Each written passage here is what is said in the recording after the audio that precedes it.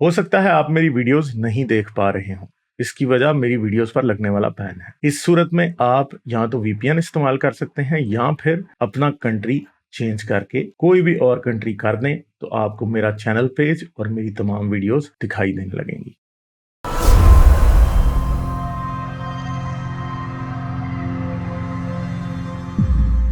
एक और हजरत की तरफ चलता हूँ, ये इंकल प्राइवेट है कोई, इनसे बात करते हैं। हेलो हेलो जी, क्या हाल है जनाब? कैसे हो जनाब? ठीक हो? खैरियत है गालिब साहब? ठीक ठाक जी, आप कैसे हैं? मैं ठीक ठाक हूँ। आपको सुन रहा था मैं। और ये जो एक इस कॉलर से पहले एक और साहब आए थे जो शायद इंडिया से बिलोंग करते हैं। ठीक है, आपसे कोई प्रूफ मांग रहे थे जनाब के।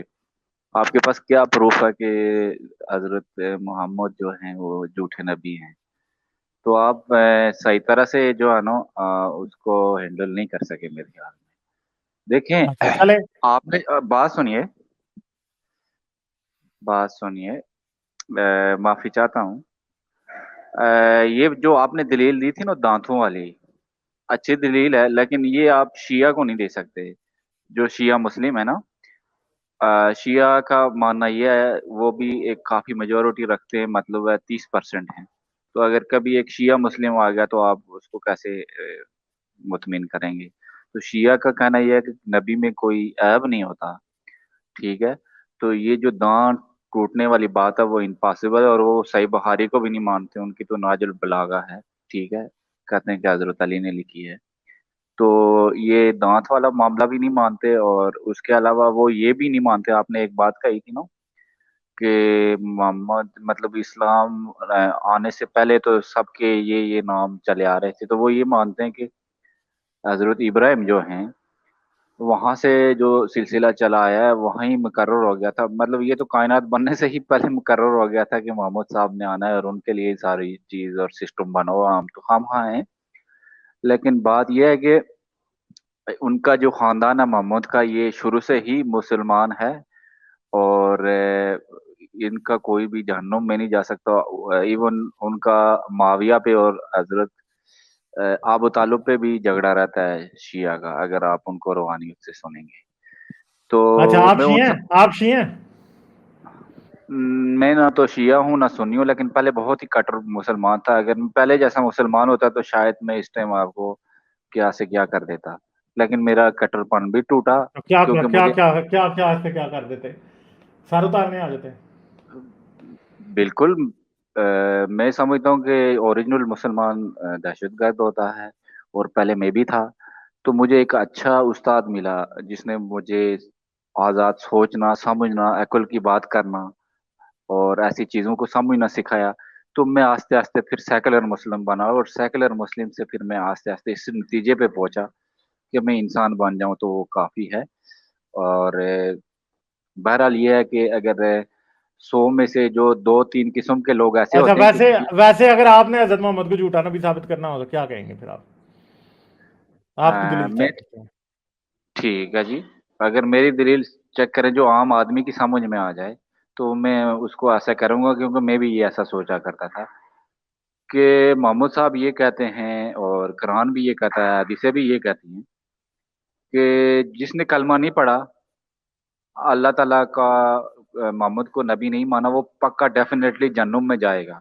क्या आप इस बात को जानते हैं, मुत्तफिक हैं इस बात से? हाँ हाँ, लिखी तो है जी किताबों।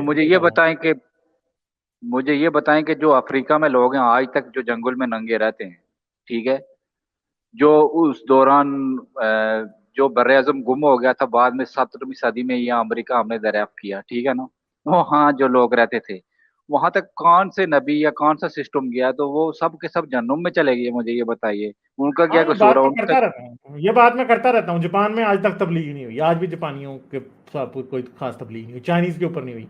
हाँ तो चाइनीज को कख भी नहीं पता कि इस्लाम क्या है। तो ये मैंने एक बंदे से मैंने कई बार कई लोगों से मैंने सवाल पूछे, एक मौलाना से मैंने पूछा था यही वाला सवाल।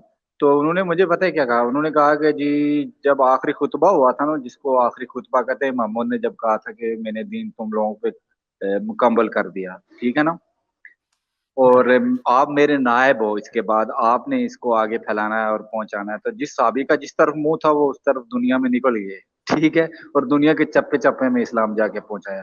تو مجھے نہیں پتا کہ آج تک رشیا میں کون سے صحابی پہنچے، جاپان میں کون سے پہنچے، آسٹریلیا اور نیوزی صحیح لینڈ میں بات کون سے پہنچے. اور یہ جو شمالی امریکہ اور جنوبی امریکہ، اس میں جتنے بھی اس سے پہلے کافر مر گئے نا، اور وہ جلیں گے، چاہے بچے ہوں گے یا بڑے ہوں گے. یہ میں ایک حدیث آپ کو سنا دیتا ہوں صحیح بخاری کی، کہ ایک لڑکا جو تھا وہ محمد کی خدمت کیا کرتا تھا ہر روز. ٹھیک ہے، تو کچھ دن سے وہ نہیں آ رہا تھا، تو ایسا ہوا کہ محمود صاحب کو اس کی فکر ہوئی اور اس کا پتہ کرنے چلے گئے. تو جب جا کے دیکھا تو وہ بہت بیمار پڑا اور زندگی کی آخری سانسیں لے رہا ہے. چنانچہ آپ اس کے سرانے بیٹھ کے اس کے سر پہ ہاتھ پھیرا تو اس نے آنکھیں کھول لی. ٹھیک ہے، اور آپ نے اس کو کہا کہ یہ کلمہ پڑھ لے تاکہ دوزخ کی آگ تم پہ حرام ہو جائے. یہ بہت ہی افسوسناک ہوگا کہ تم نے میری اتنی خدمت کی اور تم جہنم میں چلے جاؤ. چنانچہ بچے نے کلمہ پڑھا. ٹھیک ہے، اس کی زبان جاری ہوئی، کلمہ پڑھا، اور اس کے بعد وہ بچہ جو ہے نا اللہ کو پیارا ہو گیا اور یوں ہی وہ جنت میں چلا گیا. تو اگر وہ محمود صاحب ٹائم پہ نہ پہنچتے، اس کو نہ بتاتے یہ تو وہ ڈیفینیٹلی جلتا ساری زندگی کے لیے. تو بہرحال یہ تو ایک نارمل سی دلیل ہے. اس کے بعد کہیں بھی ہے، میں اگر کوئی پوچھے مجھ سے کہ گاڈ ہے یعنی اللہ ہے یعنی گاڈ ہے یا بھگوان ہے جو بھی ہے یا نہیں ہے، تو میں اس کو یہ کہوں گا کہ میں ایسا بالکل نہیں کہتا کہ گاڈ ہے یا نہیں ہے.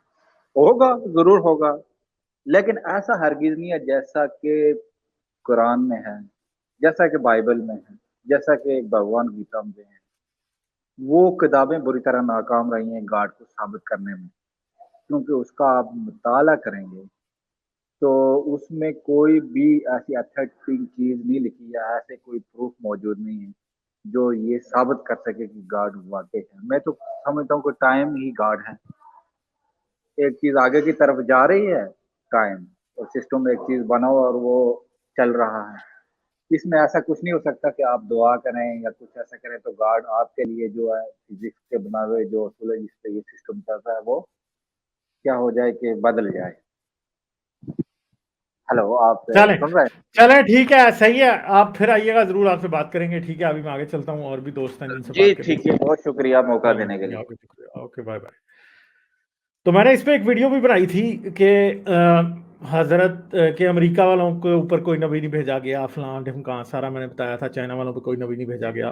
میں نے ایک ویڈیو بھی بنائی تھی، مونولوگ تھا اس کے اوپر، اور میں نے ایک آرٹیکل لکھا تھا شاید کو 2012 یا 13 میں، جو کہ اور اس آرٹیکل میں اور اس پہ میں نے ویڈیو بھی بنائی تھی کہ جو امریکہ کے بڑے ظالم خدا تھے، ایسے خدا تھے کہ جی انسانی قربانی مانگتے تھے، اور ادھر اللہ، گاڈ، جیزس یہ سب سو رہے تھے.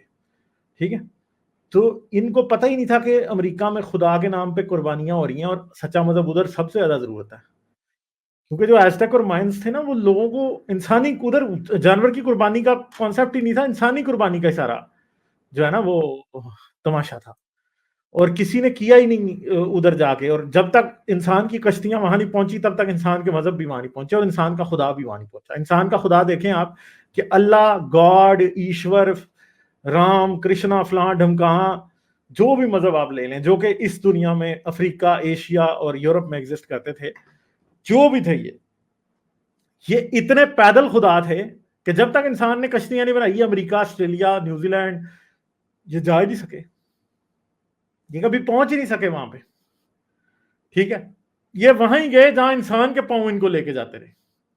آج یہ خدا انٹرنیٹ کی الیکٹرو میگنیٹک ویوز کے اوپر بیٹھ کے ہر جگہ اپنی تبلیغ پھیلا رہا ہے.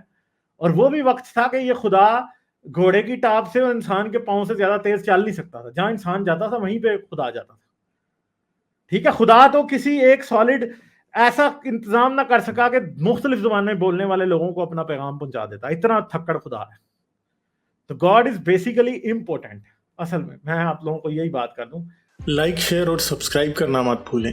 اس کے ساتھ ساتھ آپ میرے چینل کو پیٹریون پر سپورٹ کر سکتے ہیں. پیٹریون کا لنک ویڈیو کی ڈسکرپشن میں ہے.